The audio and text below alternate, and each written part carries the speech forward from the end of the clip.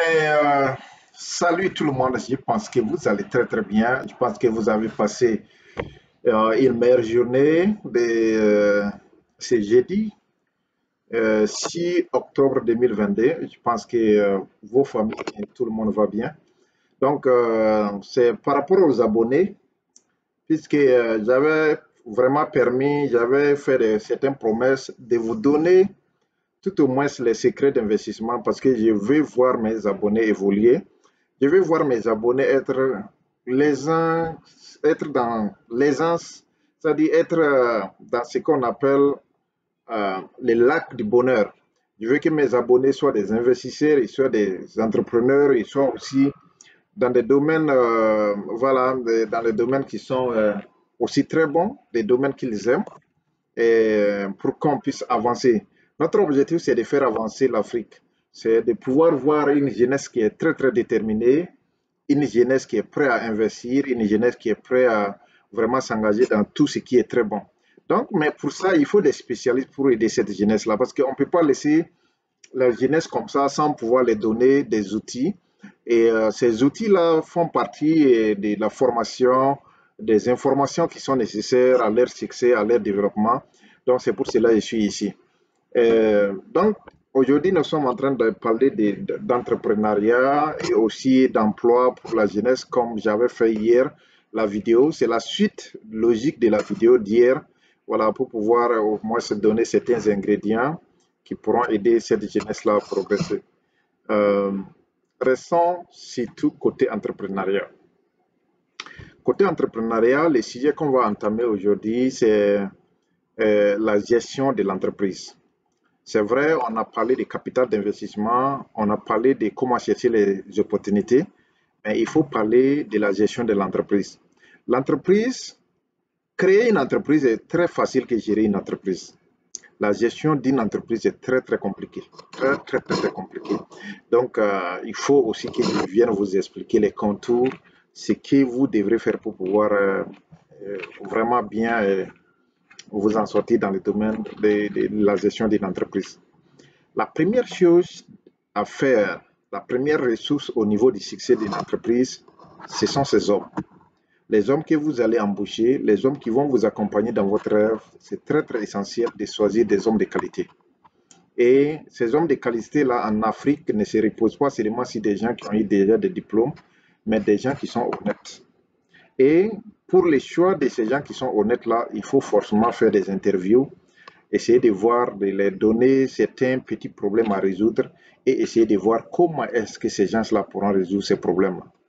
Vous voyez, c'est un exemple. Par exemple, si vous voulez embaucher un comptable, essayez de donner un problème comptable à ces gens-là. Souvent, il y a des gens qui viennent avec des CV, des curriculum vitae, voilà, des CV, comment on appelle, ce sont des curriculum vitae, non? Ou bien c'est, voilà, quasi, c'est des curriculum vitae. Donc, il y a des gens qui viennent avec des curriculum vitae qui ne sont pas vrais. Voilà, ils vont falsifier, ils vont mettre des informations qui ne sont pas vraies dans leur curriculum vitae. Demandez à ces gens-là quels sont les projets auxquels ces gens-là ont travaillé sur. Il faut que vous arriviez à savoir, avoir voilà, une historique de ce qu'ils ont fait dans leur vie, une historique sur des projets qu'ils ont eu à travailler, des décisions qu'ils ont pu prendre, voilà, qui pourra vraiment vous permettre de situer. Une fois que vous avez ça, maintenant c'est l'honnêteté. Essayez de comprendre. Est-ce que c'est, voilà, la personne a des amis? Est-ce que la personne, voilà, des membres de famille auxquels vous pouvez communiquer avec? C'est très important en Afrique parce que vous ne pouvez pas aller prendre quelqu'un, vous ne connaissez pas ses parents, vous ne connaissez pas ses amis. Une fois qu'il vous donne les contacts de ses amis, de ses membres de famille, vous les appelez, demandez comment est-ce qu'il est, son comportement, son honnêteté, tous ces côtés-là, pour qu'il puisse savoir exactement que vous êtes au sérieux. Vous voulez embaucher quelqu'un de qualité, vous ne voulez pas juste embaucher quelqu'un parce qu'il faut embaucher. Parce que le comptable, il va gérer votre portefeuille.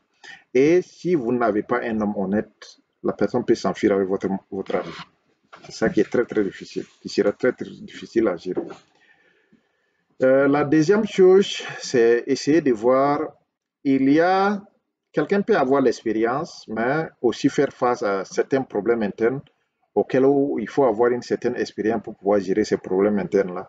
Donc, poser la question à savoir à ces gestionnaires, Si tel problème arrive, comment est-ce que vous allez gérer ça? Essayez de voir dans quel contexte il peut gérer ces problèmes-là. Est-ce qu'il va faire appel à certaines expertises? Est-ce qu'il va chercher certaines ressources ailleurs? Est-ce qu'il va chercher certaines compétences au sein de l'entreprise pour pouvoir résoudre ces problèmes? Donc, cherchez à comprendre ça, c'est très important. C'est pour cela que je dis, le succès d'une entreprise, c'est sa ressource humaine. Une fois que vous n'avez pas des hommes de qualité, ce serait très difficile. Vous avez un mauvais comptable, vous avez un mauvais manager de marketing. Alors que, bon, prenez l'exemple, le marketing. Vous avez quelqu'un qui n'est pas compétent en marketing, vous le déposez, il ne pourra pas vous chercher des clients. La personne ne pourra pas vous chercher des clients. Alors que sans les clients, votre compagnie ne peut pas, ça peut pas décoller. Si vous êtes en train de faire des biens et des services, vous êtes en train de fabriquer des produits, ces produits ont besoin de clients pour être écoulés. Mais si vous n'avez pas, si vous n'avez pas un directeur de marketing qui pourra vraiment chercher des partenaires, chercher des gens auxquels bon, vous allez livrer les marchandises en quantité, ce que vous allez produire, mais la marchandise que vous êtes en train de produire ne pourra pas faire sortir. C'est la même chose que dans les supermarchés. Vous avez un supermarché et que vous, même quelle que soit l'innovation que vous allez faire dans le supermarché, lorsque vous n'avez pas quelqu'un pour faire le marketing et montrer aux gens, voilà, vendre les produits, vendre les services que vous êtes en train de faire, ce serait difficile. Qui viendra acheter? Ce serait un supermarché très joli, mais personne ne viendra acheter.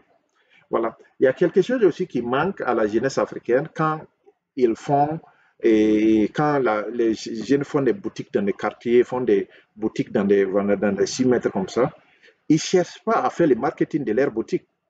Ils pensent que non, voilà, la boutique a été faite, les gens vont toujours venir. C'est vrai, beaucoup vont venir. Mais il faut que vous attirez ces gens-là par certains petits trucs. La personne vient, il achète des bonbons. Ouais, dites-lui, ah, monsieur, est-ce que vous avez passé votre journée? Comment est-ce que vous avez passé votre journée? Il faut que vous entretenez avec vos clients. Mettez vos clients à l'aise. De telle sorte que chaque fois qu'ils passent à côté, même si c'est à un demi-kilomètre de votre boutique, ils se rappellent que, ah, les gars là m'avaient donné une bonne considération, est-ce que je ne vais pas passer? Même si c'est pour aller acheter un bonbon, il va passer.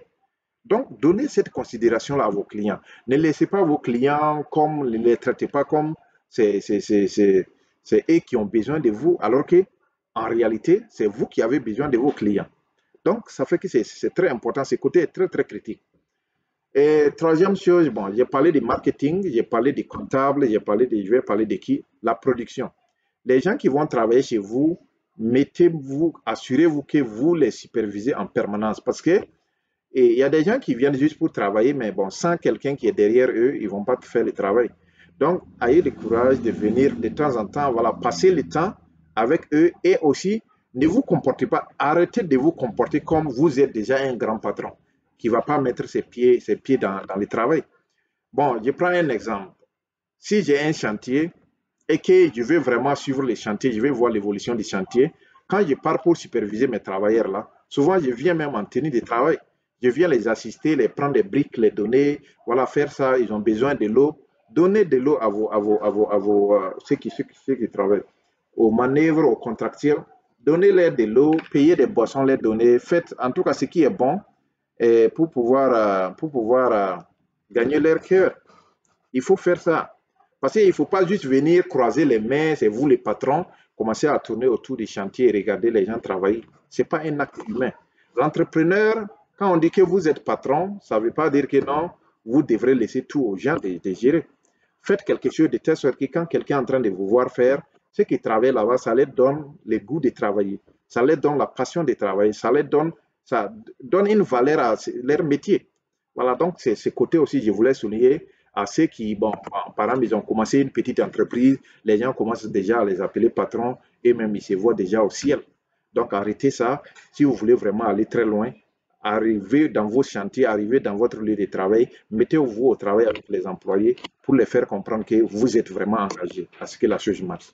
Ça, c'était côté patron. J'ai parlé côté comptable, côté marketing. Voilà, et côté ouvrier, les manœuvres comme ça, soyez assidus. Les gens qui viennent en retard, là, ils sont payés en fonction des minutes qu'ils sont en train de dépenser au dehors.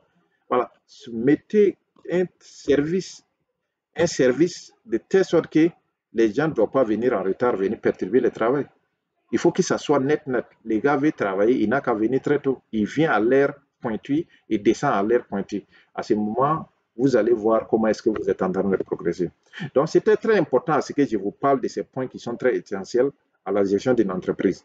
L'entreprise a besoin d'un environnement sain. Parce que si vous n'avez pas un environnement sain auquel où les travailleurs sont confortables, auquel où les comptables, les directeurs de marketing, les consorts ne sont pas confortables dans votre entreprise, vous aurez toujours des problèmes. Et la dernière chose que je vais dire pour finir, mettez l'accent sur l'audit. Faire une audition, faire un audit de tout ce que vous êtes en train de faire. Si c'est une boutique, faites des inventaires, essayez de savoir ce qui reste, ce qui est déjà vendu. Et quel est l'argent qui est là, quel est le profit que vous avez, la marque de profit que vous avez eu. Essayez de faire cette différenciation-là pour comprendre comment est-ce que vous évoluez. Parce qu'il ne faut pas juste faire une boutique, les gens viennent acheter, ils partent, vous pensez que vous êtes en train de faire l'argent, alors que si on fait un audit, on se rend compte exactement que vous êtes en train de rouler à perte. Ce qui n'est pas très important, ce qui n'est pas très bon, ça peut ruiner votre business. Donc, c'était des points qui étaient très essentiels que j'avais vraiment besoin de vous parler de ça parce que c'était essentiel à la gestion de l'entreprise. Voilà. Donc, ça va vous permettre d'économiser et après aussi, peut-être un bonus, un mot de fin, un bonus. Je vais vous parler comment faire, même au sein de l'entreprise, comment faire pour épargner. Voilà, choisissez des bonnes options, négociez bien les prix. Quand vous parlez pour prendre des marchandises chez un voilà, détaillant et quelqu'un qui veut vous juste vendre ça en gros, négociez beaucoup les prix. Essayez d'être influençant. C'est-à-dire, cherchez à ce qui dire à la personne, bon, ok, si vous n'acceptez pas mon prix, c'est un prix de marché, c'est un marché, moi je vais partir chercher ailleurs. Il faut essayer de déposer cette influence-là quand vous êtes en train de discuter un produit sur les marchés. Là, à ce moment, vous prenez les produits à moins prix. C'est ça qui pourra vous donner beaucoup de bénéfices sur le profit de l'entreprise. Sinon, si vous partez là-bas, vous n'avez pas de techniques de négociation du prix, vous allez aller prendre des produits très chers, venir mettre ça chez vous, ça ne marche pas très bien, vous n'êtes pas en train de faire un profit, vous êtes en train de rouler à une opération de perte, ce qui n'est pas bon pour la gestion de l'entreprise. Donc, c'était ces facteurs clés-là que je voulais qu'on parle et j'étais voilà, j'étais prêt pour venir juste partager avec vous pour qu'on puisse vraiment se comprendre et essayer de voir dans quel contexte on pourra évoluer en Afrique. Je veux que vous soyez des entrepreneurs, je veux que vous avanciez, mais il faut qu'on vous donne exactement les clés du succès, comment faire pour agrandir son entreprise. Voilà. Abonnez-vous très massivement parce que la prochaine vidéo, je vais parler aussi d'autres concepts qui pourront vraiment vous aider. Si vous avez des questions, posez ces questions-là en bas des commentaires pour que je puisse vous répondre. Nous sommes là ici, nous sommes des spécialistes dans les domaines pour essayer de venir vous aider. Donc, vraiment, faites quelque chose et abonnez-vous massivement pour qu'on puisse bâtir cette communauté-là pour pouvoir agrandir. Et merci et passez une toute bonne journée. Merci. Bye.